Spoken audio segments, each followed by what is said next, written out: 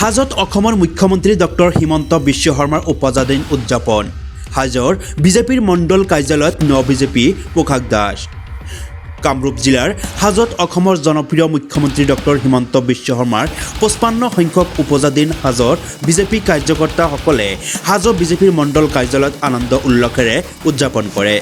হাজৰ বিধায়িকা সুমন হৰিপ্ৰিয়া যুৱ নেতা ৰাতুল শৰ্মাক কেক কাটি মুখ্যমন্ত্ৰীগৰাকীৰ উপজাদিন উদযাপন কৰে।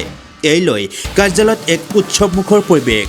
ইয়াৰ পিছতে দলীয় কৰ্মীসকলৰ মাজত উক্ত কাৰ্যালয়তে এখনি বৈঠক অনুষ্ঠিত হয়।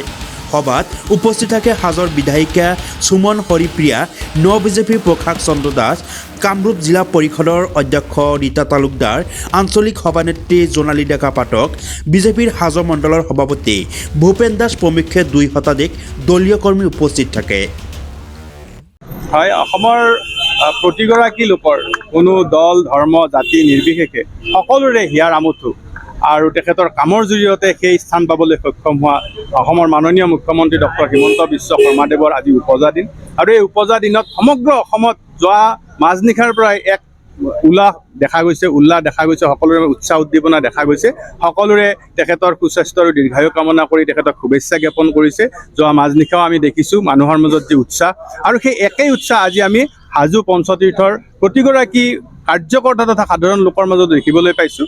আজি হাজোৰ মণ্ডল কাৰ্যালয়ত আমি সমবেত হোৱাৰ সময়ত সকলোৱে একে স্বৰে হৰিধ্বনি দিয়ে তেখেতৰ সুস্বাস্থ্য আৰু দীৰ্ঘায়ু কামনা কৰিছে। আমি হয়গ্ৰীৱ মাধৱৰ শ্ৰীচৰণত সেৱা জনাইছোঁ। তেখেতৰ যি সপোন, ভাৰতবৰ্ষৰ 5খন শ্ৰেষ্ঠ ৰাজ্যৰ ভিতৰত অসমক লৈ যোৱাৰ, অসমক সন্নিৱিষ্ট কৰাৰ, তাৰ বহু ক্ষেত্ৰত তেখেত আগুৱাই গৈছে।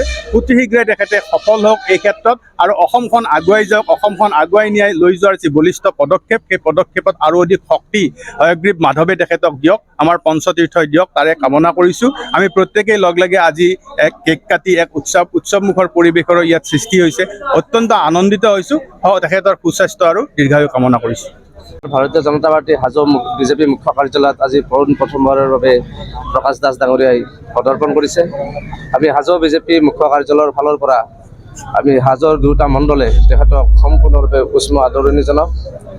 গতিকে অনাগত দিনতো যাতে তেখেতে ভাৰতীয় জনতা পাৰ্টিৰ এজন সক্ৰিয় কৰ্মী হিচাপে দলৰ হৈ কাম কৰি যায়, আমি তেখেতক এইটোৱে আহ্বান জনাইছোঁ। যোৱা 28 তাৰিখে ভাৰতীয় জনতা পাৰ্টিৰ ৰাজ্যিক কাৰ্যালয়ত যোগদানৰ পিছত আজি মই হাজৰ ভাৰতীয় জনতা পাৰ্টিৰ মুখ্য এই হাজৰ কাৰ্যালয়লৈ আহিছোঁ।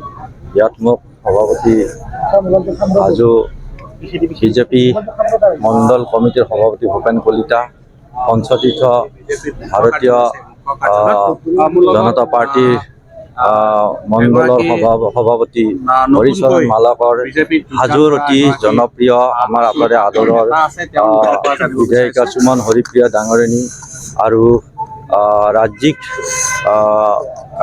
সদস্য, ৰাজ্যিক জনতা পাৰ্টিৰ ৰাজ্যিক সদস্য ৰাতুল শৰ্মা ডাঙৰীয়া, পঞ্চতীৰ্থ জিলা পৰিষদৰ সদস্য বিপুল দাস, লগতে ভাৰতীয় উত্তৰ কামৰূপ ভাৰতীয় জনতা পাৰ্টিৰ সহপ্ৰভাৰী অভিজিত কলিতাৰ উপস্থিতিত আজি মোক ইয়াত দলৰ সকলো কৰ্মকৰ্তাই আদৰণি জনাইছে।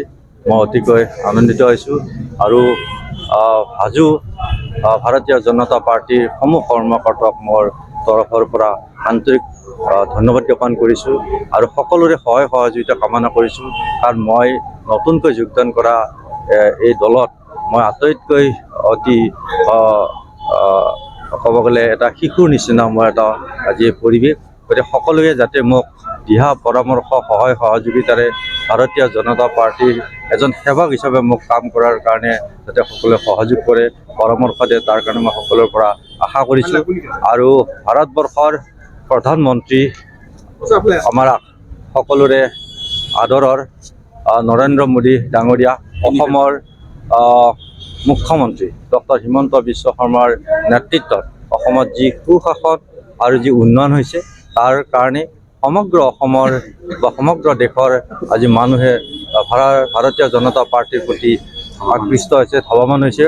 আৰু ভাৰতীয় জনতা পাৰ্টি সমগ্ৰ পৃথিৱীৰ ভিতৰত এটা সৰ্ববৃহৎ ৰাজনৈতিক পাৰ্টি হিচাপে ইতিমধ্যে পৰিগণিত হৈছে।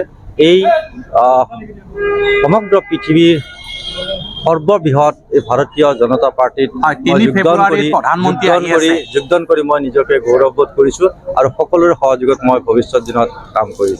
আপুনি ছাত্ৰ সন্থাৰ মজিয়াৰ পৰা মানে আগতে সেৱা জনাই আছিল, এতিয়া আপুনি বিজেপিত আহি কিদৰে সেৱা জনাব? সমগ্ৰ অসমত এতিয়া ভাৰতীয় জনতা পাৰ্টিৰ প্ৰতি যি মানুহৰ আদৰ, সেই আদৰে ইতিমধ্যে সকলো অন্তৰ জয় কৰিছে। মই এজন ভাৰতীয় জনতা পাৰ্টিৰ সাধাৰণ কৰ্মকৰ্তা হিচাপে, এই ভাৰতীয় জনতা পাৰ্টিৰ এজন সেৱক হিচাপে মই ভৱিষ্যত দিনত ৰাইজৰ হৈ কাম কৰি যাম। ৰাইজে যেনেধৰণে বিচাৰে সেইধৰণে মই আগবাঢ়িম। আছুৰ মুখ্য উপদেষ্টা সমুজ্জ্বল ভট্টাচাৰ্যই কালি আপোনালোক বিশ্বাসঘাতৰ আখ্যা দিছে। এই বিষয়ত মই কোনো কথা ক'ব লাগে নাই। হাজোৰ পৰা আব্দুৰ ৰহিমৰ ৰিপৰ্ট, এনি লাইভ।